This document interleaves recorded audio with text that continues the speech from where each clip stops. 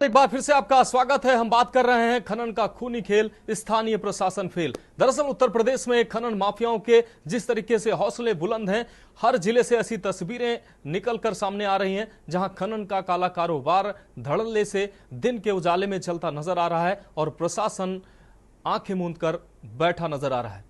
इसी विषय पर हम चर्चा करेंगे। हमारे साथ डॉक्टर अरविंद सिंह जी, बीजेपी नेता हमारे साथ जुड़े हुए हैं, आनंद राय सपा नेता हमारे साथ जुड़े हुए हैं और सत्यवीर सिंह जी, सोशल एक्टिविस्ट हमारे साथ जुड़ गए हैं। अपने पैनलिस्ट से चर्चा करेंगे। उससे पहले मुरादाबाद से एक दर्शक हमारे साथ जुड़े हैं, लोकेश। लोकेश जी, आप अपनी बात रख सकते हैं।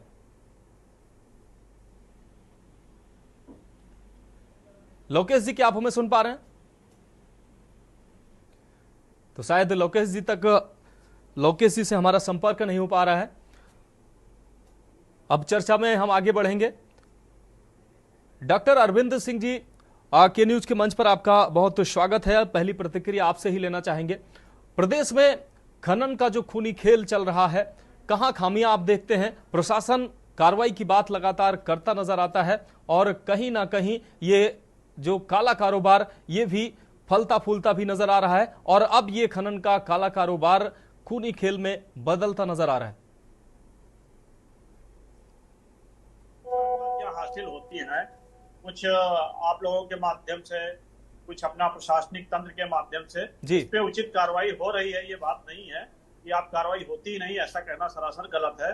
हमारी सरकार हर उस अपराधी के खिलाफ है जो हमारे सरकार के में रह रहे हैं और जो अच्छे व्यक्तियों के साथ बुरा व्यवहार करने की कोई भी व्यक्ति अगर कोशिश कर रहा है तो उसको दंड दिया जा रहा है। हाँ, ये गौरतलब ये कह सकते हैं कि कहीं कहीं कुछ ऐसी घटनाएं होती जो संज्ञान आने से पहले ही मामला हो जा रहा है, तो उस पर जैसे पता लगा कि ऐसे मैटर है, यहाँ घटना घटी हो, चाहे अधिकारियों के माध्यम से, पुलिसकर्मियों के माध्यम से या आपके माध्यम से, जैसे जानकारी होती है कार्रवाई योगी सरकार त्वरित करती है और ऐसा करती है कि भविष्य में ऐसी घटनाएं न दोबारा होने, उसकी पुनरावृत्ति न होने पाए। तो कोशिश पूरी सरकार कर रही है।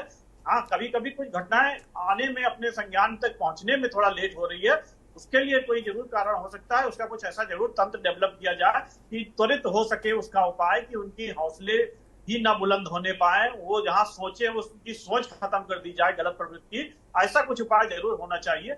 ये जरूर, अगर आप लोगों के माध्यम से कोई ऐसी टेक्नोलॉजी आ रही हो तो उसका जरूर कुछ उपाय किया जाएगा। अगर लेकिन ये कहना गलत है कि सरकार कुछ कर नहीं रही। सरकार के संज्ञान में जैसे होता है तुरंत अधिकारी मौके पे जाकर के, अभी घटना जैसे आप कह रहे हैं फर्रुखाबाद की घटना, जैसे संज्ञान में आया तुरंत कार्रवाई हुई है। 24 घंटे के अंदर अगर अभियुक्त को पकड़ लेना और उसको फिर जो कानूनन विधि के आधार पे जो भी दंड है उसको देना, ये त्वरित कार्रवाई का ही नतीजा है। अगर त्वरित कार्रवाई ना होती तो आज तक पता नहीं कहाँ फरार हो सकते हैं। जानते, आप खुद ही जानते हैं, आप पत्रकार में होते हैं, कि कहां से कहां लोग गायब, घटना घटाए गायब हो गए, यहाँ देश छोड़ चले जाते हैं। प्रदेश की तो बात छोड़ दीजिए, वो तो मौके पे ही पकड़ लिया गया, थोड़ी देर बाद ही पकड़ लिया, 24 घंटे के अंदर पकड़ लिया। तो कार्रवाई हो रही है, लेकिन हाँ, कहीं कहीं अगर कुछ लेट हो रहा है तो उसके लिए जरूर कुछ न कुछ तंत्र ऐसा कुछ हो कि सुझाव के रूप में कहता हूँ कि और त्वरित कार्रवाई हो सके, जिससे सब लोग एक खुशहाल जिंदगी जी सके, प्रदेशवासी। निश्चित रूप से हमारे एक दर्शक लोकेश हमारे साथ मुरादाबाद से जुड़ गए हैं। लोकेश, आप अपनी बात रख सकते हैं। लोकेश से हमारा संपर्क नहीं हो पा रहा है। आनंद राय, सपा नेता हमारे साथ जुड़े हुए हैं। आनंद जी, आपके पास आना चाहेंगे। डॉक्टर अरविंद सिंह जी ने बात कही कि लगातार कार्रवाइयां हो रही हैं, ऐसा नहीं है कि कार्रवाइयां नहीं हो रही हैं। कैसे देखते हैं आप? कार्रवाइयां भी हो रही हैं और ये कारोबार भी लगातार फल फूल रहा है। जी, मैं कहना चाहता हूं कि हमारे प्रदेश के मुख्यमंत्री योगी आदित्यनाथ जी